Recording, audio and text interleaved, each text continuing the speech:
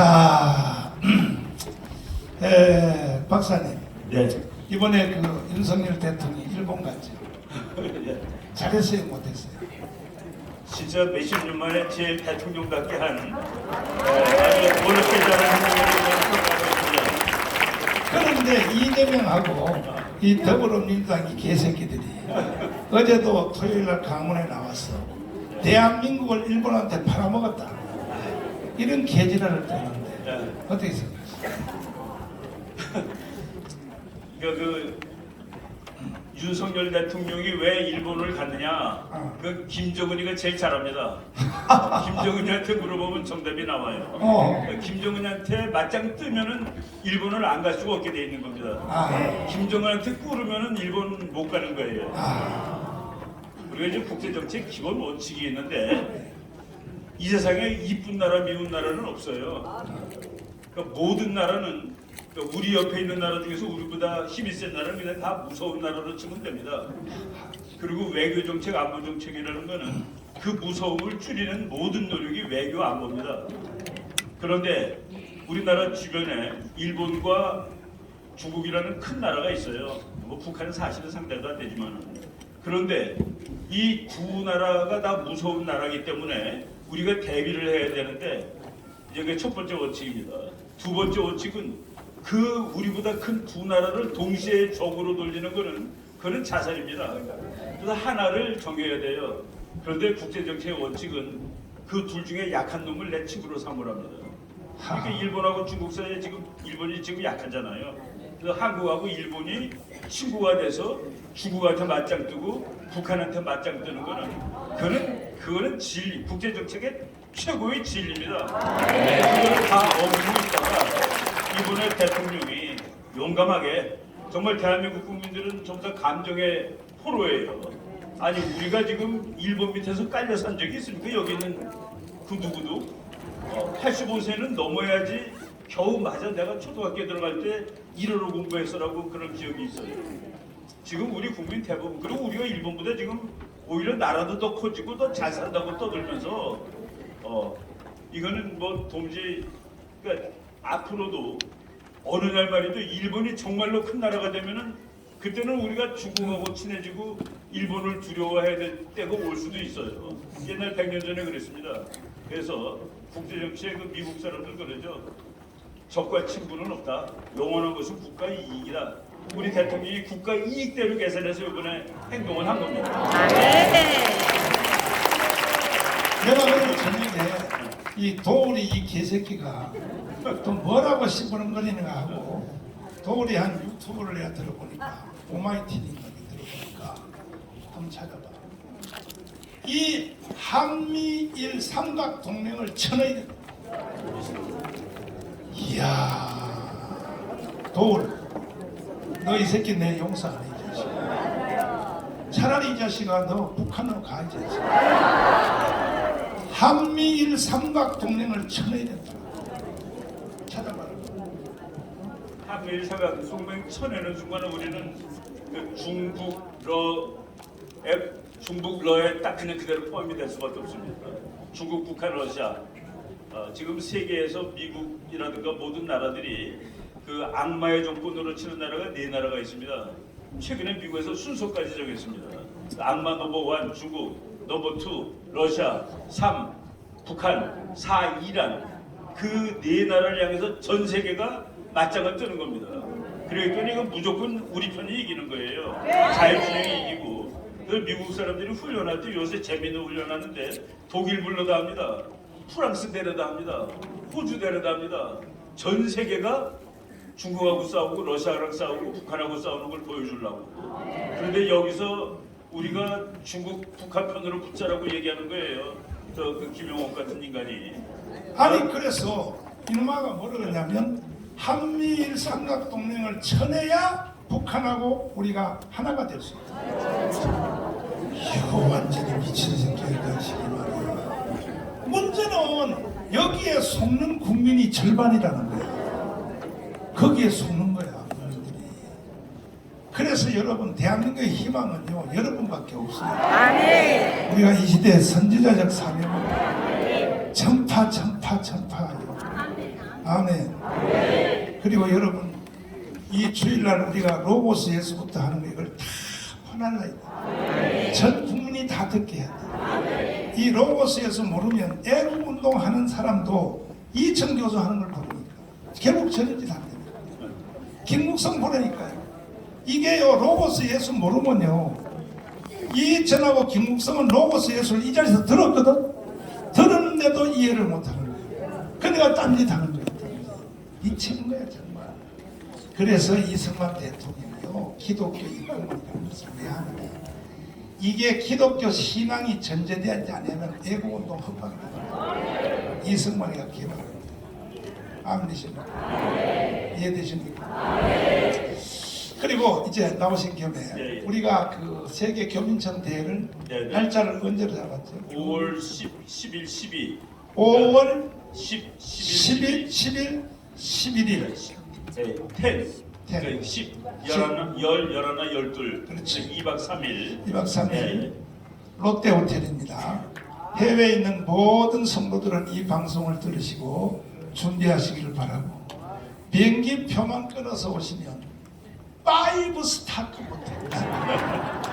내가 여러분들 잘 모실 테니까 830만 해외 동포들을 다 구원해 봅시다. 아멘. 그래서 우리가 자유통일 해냅시다. 자, 박수하겠습니다. 황장로님 나오세요. 전문가니까. 이건 말이야 이 도울이 이 개자식 이거 내 가만둬 이 자식이 말이야. 도울 이 자식아 병장이지 너 병장. 병장은 삼성 장군의 말을 들어라 이 자식아.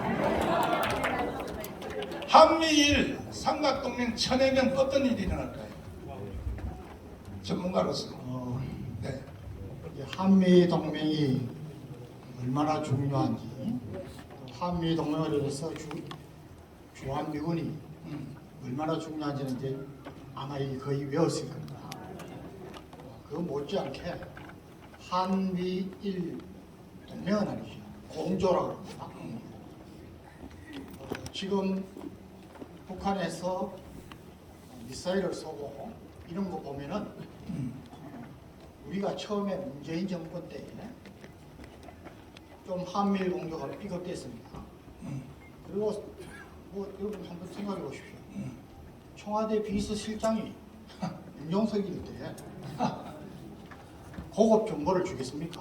지금입니다. 그때 어떤 일이 있었냐면은 지금은 아주 한미일 공조가 잘 될 때는 북한에서 미사일을 쏘거나 뭐 하면은 한미일 세 군데서 발표하는 게 같습니다. 근데 지난 정권 때에 한미일 공조가 삐걱거릴 때 그때는 우리가 발표한 거하고 미일이 발표하는 게 틀려요. 그러면은 며칠 지나면은 보면은 항상 우리가 틀렸습니다. 저번에도 말씀드렸지만은 이 군의 군사대 밑에서 또는 군사력 중에 가장 중요한 것 중에 하나가 보는 것입니다. 보는 것입니다.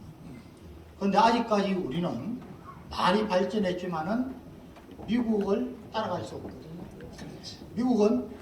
미국이 있기 때문에 우리가 북한의 모든 움직임을 다 알 수 있는 겁니다. 제가 사단장, 군단장 할 때 퇴근하고 아침에 가면은 상황 보고를 받으면은 야간에 제가 막 담당하고 있는 사단 때는 우리 1사단의 앞에 있는 북한군, 그 다음에 군단장 때는 우리 군단 앞에 있는 적의 군단 달구지 하나, 병사 몇 명이 밤에 움직이는 것까지 다 우리가 압니다. 그것은 우리 아직까지 우리 단독으로 군사 위성이나 또 이번에 여러분들 우크라이나 사태를 보면은 이제 민간 위성까지도 모든 게 거의 뭐 실시간에 알 수 있습니다. 아니 가있어 재밌다 이거 너무 재밌어. 사단장 할 때 군단장 할 때 군단장이면 별 3개죠. 할 때에 그 밑에 이제 사단이 3개 있죠. 아침에 출근하면 어젯밤에 그 반대편 북한 1사단의 반대편 북한 애들은 그 몇 사단이 그 자식들 개새끼들 육사단. 6사단. 네. 걔들이 저녁에 달구지 하나 움직인 거, 병사 하나 움직인 것이 아침에 나가보면 보고가 딱 돼 있다. 누가 가르쳐줘요? 미국이. 미국 위성이. 그렇죠. 미국 위성이 다. 예, 한미일 공조 체제가 잘 될 때는 이제 밤에 그 A식이라고 합니다. 아. 정보센터에 밤에 계속 들어와가지고 아하. 그래서 우리 사단이나 군단에 전문 정보요원이 그거를 밤새도록 이 친구들은 낮밤이 또 바뀝니다. 그래서 밤새도록 그걸 요약하고 해서 네. 아침에 이제 지휘관이 나오면은 상황 보고를 하는 거죠. 그리고 이제 지금 북한이 미사일을 쏘면은 이 미사일을 우리가 보고 있기 때문에 이미 미사일을 쏘기 위해서는 이 액체 연료를 넣어야 됩니다. 지난번에 말씀드렸는데 이게 이제 고체 연료를 더하면은 상당히 우리가 또 파악하기가 힘듭니다. 그 다음에 또 하나는 미사일을 쏘기 위해서는 전파를 발사하고 전자파가 생깁니다. 그래서 우리는 저놈들이 준비하겠구나. 지금 이제 신문에서는 저놈들이 핵실험을 할 것 같다. 그 다음에 미사일을 쏠 것 같다. 이렇게 하면은 계속해서 추측성으로 하지만은 군에서는 자세히 알고 있습니다. 그래서 이 눈이 어두우면은 전쟁 못합니다. 그런데 송영무 국방부 장관 이 개새끼는 말이야. 이 개자식이 말이야. 그 새끼는 육군사관학교 안 나왔죠. 그 자식이. 해군사관학교 나왔죠. 이 새끼 해군사관학교 나온 놈이 국방부 장관하고 난리야. 이 개자식이 말이야. 나도 국방부 장관 안 하는데 이 개자식. 그놈이 완전히 망하는 거야. 군대가 완전히 망하는 거야. 완전히 망하는 거야.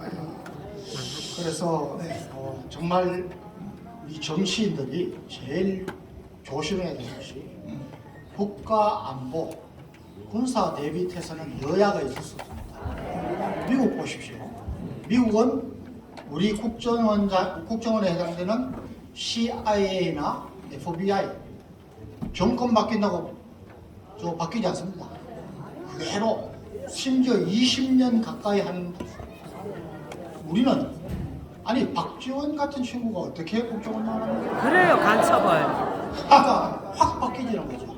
그리고 이 대공수사요원들 간첩을 잡는 저는 이번에 어떤 걸 느꼈냐면은 통합적 그거 볼 때 하나님이 지금 모든 덮여 있는 것을 자꾸 덜쳐내시는 거죠.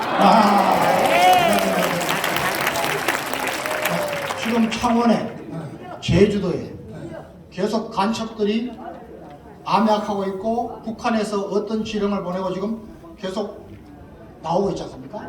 이거는 그냥 1, 2년 게 아니고 그것은 5년, 10년 수사를 해서 밝혀내는 겁니다.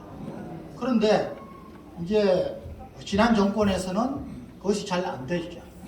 그런데 그나마 지금 민노총이 여러분들 지난 토요일에도 마찬가지입니다. 민노총에서 내거는 플래카드 이런 것은 북한에서 그대로 지시한 그대로입니다. 그래서 저는 이번에 우리 교회 내에도 물론 일부겠죠. 일부지만은 정말 정신이 생각이 없거나 판단력이 없거나 아니면 정말 우리 교계에도 좌파 종북 세력이 있다고 보는 겁니다.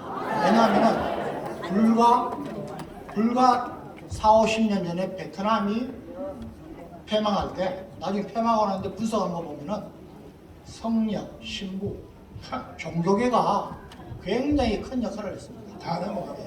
그래서 제가 전번에도 말씀드렸는데 제가 황장엽 선생이 있을 때 제가 연합사에 작참 차장을 하면서 서너 번 만났습니다.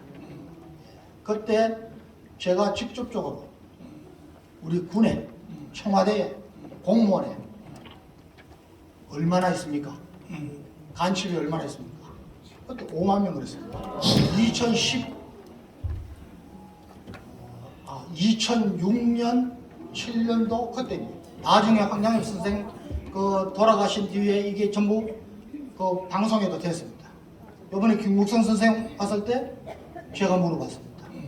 얼마나 했나? 그때 15만 명 됐습니다. 저는 더 된다고 봅니다.